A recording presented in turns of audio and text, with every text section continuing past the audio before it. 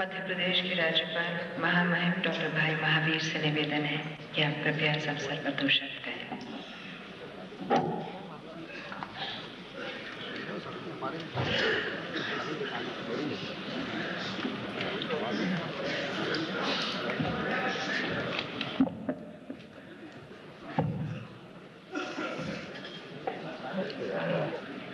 श्रद्धेय प्रधानमंत्री अटल बिहारी वाजपेयी जी, मध्य प्रदेश के मुख्यमंत्री माननीय श्री दिग्विजय सिंह जी, श्री शाहनवाज हुसैन खान साहब, उस्ताद अमजद अली खान साहब, श्रीमती सुबलक्ष्मी खान साहब, पंडित हमेंद्र सेन जी, उस्ताद सुल्तान खान जी, पंडित LK पंडित जी, संगीत प्रेमी ग्वालियर के आमंत्रित अन्य प्रतिष्ठित महानुभावों, बहनों और भाइयों, इतने सुंदर संगीत कार्यक्रम में मेरे जैसा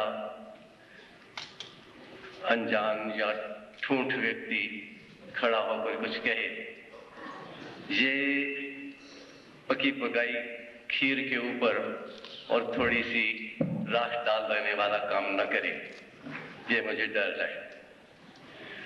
परंतु अगर मेरा कोई यहाँ पर आकर कुछ शब्द कहने का अधिकार बनता है तो सिर्फ इसीलिए कि मैं संगीत के विषय में कुछ नहीं जानता।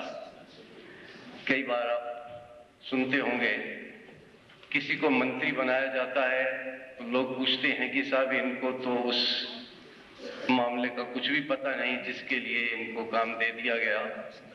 तो जवाब ये दिया जाता है कि अच्छा ही है, मंत्री he will be able to bring a fresh mind on the subject। ये क्योंकि पूरा अनजान है इसलिए ये बिल्कुल नई सूझबूझ से उस मामले को देख सकेगा। मैं सोचा करता था कि संगीत के अंदर रुचि लेना, उसको आनंद का एक स्रोत समझना, ये उसी के लिए संभव है जो संगीत को जानता हो, कुछ समझ सकता हो। लेकिन मैं मान लेना चाहिए मुझे कि मैं तो ऐसे मौके बहुत कम मिले इसलिए अभागा रहा।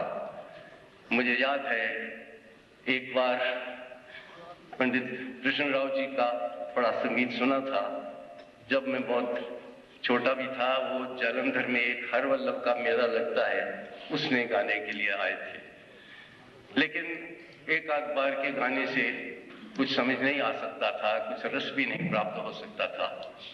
परंतु मुझे आज मानना चाहिए कि आज जो प्रदर्शन नए युवा कलाकारों का सुनने का मौका मिला, इससे संगीत का रस क्या होता है इसका कुछ न कुछ अनुभव मुझे जरूर हो गया है। और जब मैं सोचता हूँ तो लगता है कि संगीत एक ऐसी भाषा है जो बिना पढ़े भी आती है। अगर ऐसा न होता तो माँ की लोरियां किसी बच्चे को सुला कैसे देती, क्योंकि बच्चा तो पढ़ा लिखा नहीं होता, उसे तो कोई भाषा नहीं आती। लेकिन संसार का कौन सा बच्चा है जो माँ की गाई हुई लोरियों से सो न जाता हो। उससे बड़ा भी हो जाए तो पूछोगे अगर कि क्या तुमने सुना था, क्या समझा था, तो शायद वो नहीं बता सकेगा। लेकिन उस संगीत की भाषा उसको कितना आनंद में डुबो देती है, ये वो अनुभव जरूर कर सकता है। और आज तो लोग ये भी कहते हैं कि संगीत केवल मनुष्यों को ही नहीं बाकी प्राणियों को भी मुक्त कर देता है। आपने मुहावरा सुना होगा कि भैंस के आगे बीन बजाना। मैं उस मुहावरे का इस्तेमाल करने लगा था, फिर मुझे ख्याल आया कि ये भैंसों के साथ अन्याय लगता है, क्योंकि आज तो लोग कहते हैं कि गायों के सामने अगर संगीत बजता रहे तो वो ज्यादा दूध देती हैं और ज्यादा अच्छा उनको उसमें आनंद मिलता है। मैंने ऐसे स्थान भी देखे जहां पर गाय पाली जाती हैं और दूध दोहने के वक्त संगीत बजता रहता है, तो कहते हैं कि गाय दूध भी ज्यादा देती है और देते हुए उसको आनंद भी ज्यादा होता है। कभी कभी हम सुनते थे कि ये बात गलत है कि दूसरे प्राणी नहीं संगीत समझते, आखिर सांप तो संगीत सुन करके मस्त हो जाता है। तो मुझे पता है कि ये भी जवाब दिया जाता है कि सांप तो सुनता ही कुछ नहीं। मुझे अपने डॉक्टर मित्र बताते थे कि ये ख्याल गलत है कि सांप कुछ सुन करके मस्त होता है। तो क्यों? कहते सांप के तो कान ही नहीं होते, सुनेगा कैसे? लेकिन फिर नई खोज वालों ने बताया कि सांप के कान भले ही ना हो, लेकिन उसकी सारी जो त्वचा है, सारी जो उसकी खाल है, उससे वो सुनने का काम ले लेता है। तो सुने चाहे न सुने ये तो अलग बात हुई, लेकिन संगीत अगर आज पशुओं के अंदर भी एक शांति, एक प्रेम की भाव पैदा कर सकता है, और इसलिए पशुओं के साथ प्यार से बोलना, प्यार से बात करना, वो भाषा न समझे, जवाब न दे सकें, लेकिन उसके कारण उनको जो शांति मिलती है उसको अनुभव किया जा रहा है। और अब तो मैंने ये भी पढ़ा कि वनस्पति जो है, फूल पत्ते जो हैं, उन फूल पत्तों के ऊपर भी संगीत का असर होता है।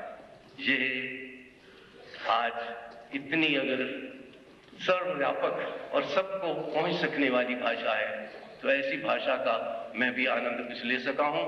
इसके लिए मैं यहाँ पर जिनकी कृपा से आया, उस्ताद अमजद अली खान साहब के और प्रधानमंत्री जी के, मैं इनका आभारी हूँ। और जिन कलाकारों ने आज की ये शाम अत्यंत ही रोमहर्षक और प्रेरक बना दी नई पीढ़ी के, ये एक तपस्या है जो पीढ़ी दर पीढ़ी चलती आ रही है, न जाने कितने हजार साल से। उसी तपस्या को अगली पीढ़ी को देने का काम अपने बुजुर्गों ने किया, और जो नई पीढ़ी इसको लेकर के अगली पीढ़ी के लिए दे देगी, यह इस संस्कृति को जीवित रखने का एक बहुत बड़ा पुण्य कार्य कर रही है। इसके लिए इनका मैं अभिनंदन करता हूँ, नमस्कार करता हूँ।